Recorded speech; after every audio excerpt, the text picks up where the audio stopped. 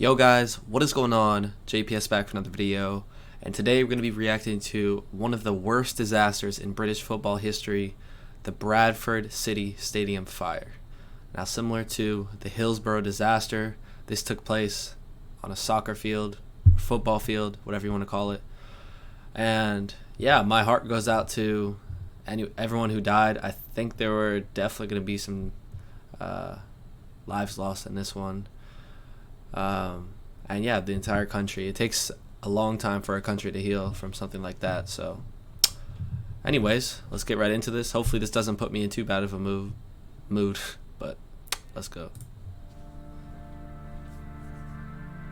Football is an integral part of British culture.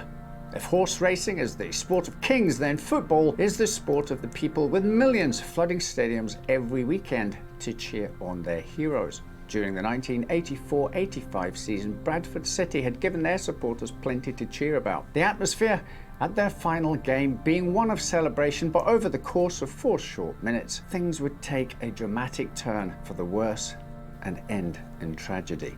Ooh. In today's episode of Well I Never, the story of the 1985 Bradford City Stadium fire, an incident largely considered to be amongst the worst disasters in the history of British football. Damn.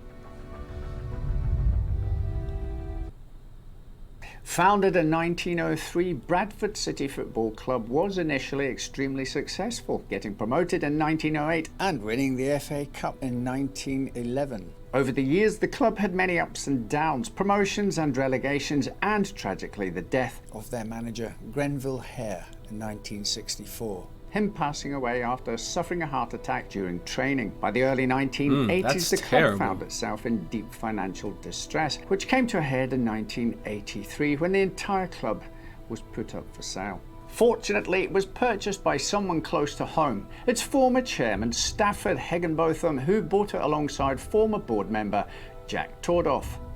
Under their leadership and that of player-manager Trevor Cherry, Bradford City Football Club was able to begin anew, knitting together a 13-game unbeaten run, which included 10 wins.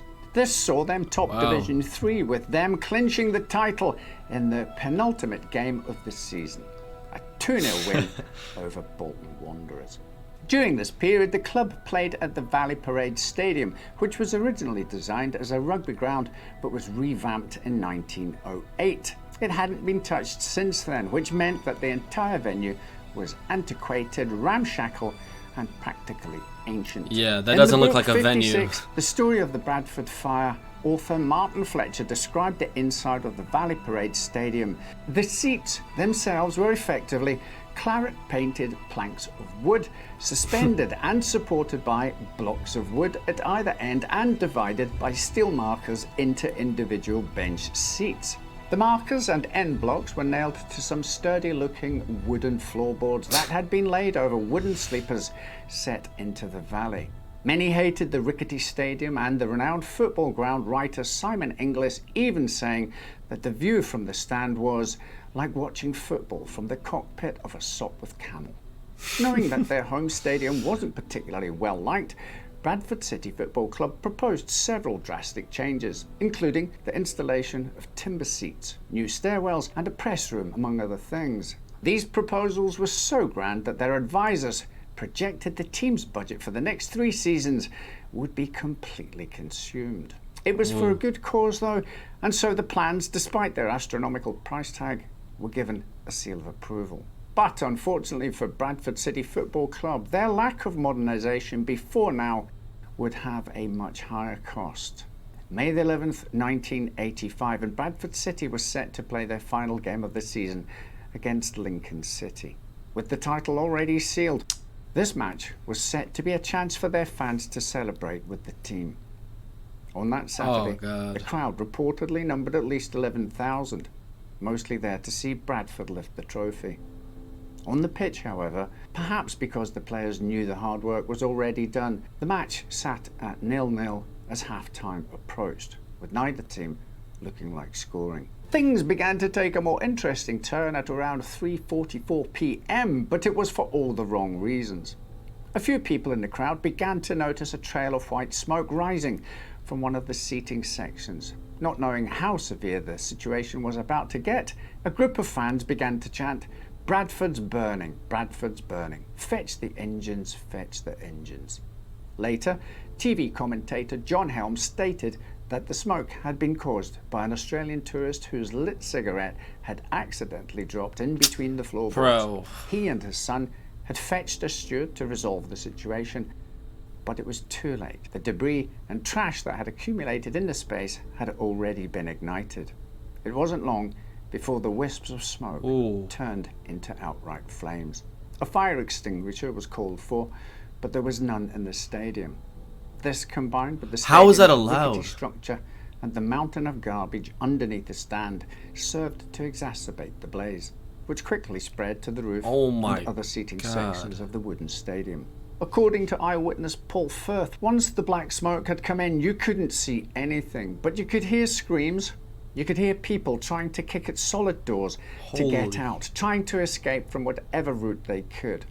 I made the decision to go over the seats and climb down to the pitch. A police officer was shouting at us to get onto the pitch, partly to clear the way for others, but also because the heat was so intense. With more than 10,000 people panicking and trying to escape, the situation immediately turned into chaos. This was made even worse when molten tar began to drip from the roof, lighting clothing and skin alike. Many also found themselves crushed by the crowd, which had surged upwards to the back of the seating stands where the exit doors were. Others had fled downwards towards the pitch, where the absence of a perimeter fence made it possible to reach safety. Many experts believe that this was the reason why the death toll was relatively low despite the magnitude of the fire and the subsequent stampede. Had there been What was the death toll? Casualties would have likely been in the hundreds or even thousands. Needless to say, the fire was incredibly devastating.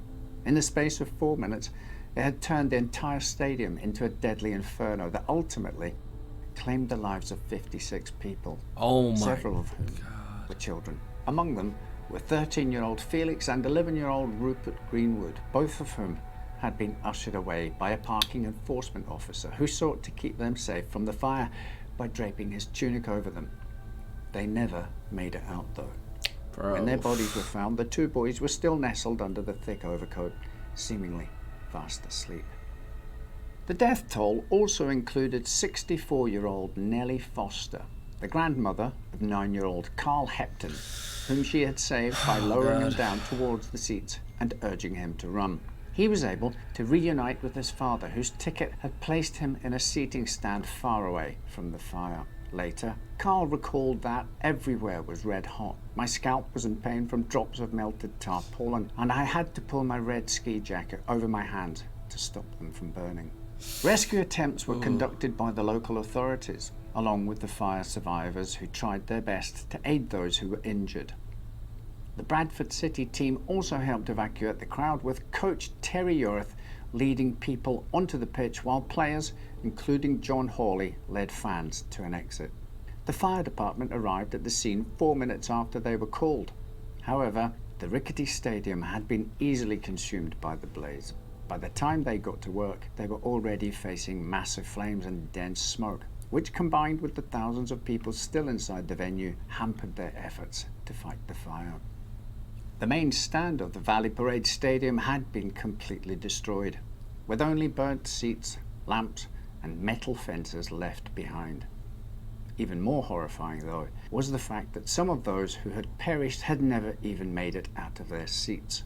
Their bodies were found still sitting upright, covered by bits of burning tarpaulin that had fallen from the roof. It took the local police until 4 a.m. the following day before all the bodies were recovered and removed. Many of them had died of smoke inhalation, although some only passed away upon reaching the nearest hospital. Of the 56 fatal casualties, 54 were Bradford City fans, while the remaining 2 were fans of Lincoln City. The oldest victim was the team's former chairman, 86-year-old Sam Firth.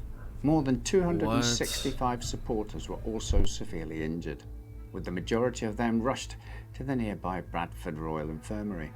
The match between Bradford City and Lincoln had been stopped when the fire began to get out of hand. However, the cameras continued to roll, which produced graphic and disturbing images that can still be found online today.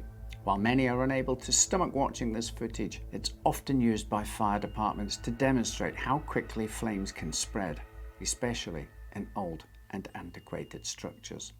The fire had simply progressed too quickly for anyone to take in, which was why the details and personal stories make it so difficult to watch. Had simply progressed too quickly for anyone to take in, which was why the confusion about the wisps of smoke had turned into chaos and pandemonium within seconds. Their panic was exacerbated by their limited escape options, what with the blocked exit doors and locked entry turnstiles. The person who dropped his lit cigarette wasn't the only one to blame for what happened. Bradford City were well aware that the Valley Parade Stadium was a huge fire risk. In 1984, a year before the fire, the club had applied for a grant to repair the roof, parts of which had fallen during a match. To support their application, they had called in a structural engineer from the West Yorkshire County Council named Andrew Shaw, who was alarmed by how the main grandstand was built. In his report, he wrote that the unusual construction of this stand makes an appraisal of structural adequacy desirable. The timber construction is a fire hazard, and in particular, there is a build-up of combustible materials in the voids beneath the seats. A carelessly discarded cigarette could give rise to a fire risk. Egress from the grandstand should be in 2.5 minutes. Andrew Shaw didn't know it then, but his worst fears would tragically come true only a year after he submitted this report. News of the Bradford City Stadium fire sent shockwaves across the world, with notable figures including Queen Elizabeth II, then Prime Minister Margaret Thatcher, then Chancellor of Germany Helmut Kohl, and even Pope John Paul II sending their condolences and deepest sympathies. Regarded as one of the worst disasters in the history of British football, the grief that this incident had caused continues to be felt, particularly by the survivors of the fire and the families of those who had perished in it. Today, Valley Parade is unrecognisable from the rickety wooden structure it was at the time of the disaster. Save for the original clubhouse that still stands beside the main stand and the flank support wall that runs down the Holywell Ash Lane at the Bradford end, it is a thoroughly modern stadium with room for 25,000 fans. There are several memorials dedicated to the memory of that day, with the main one being made of black marble. Engraved in gold are the names of all those who died on that fateful day in May 1985.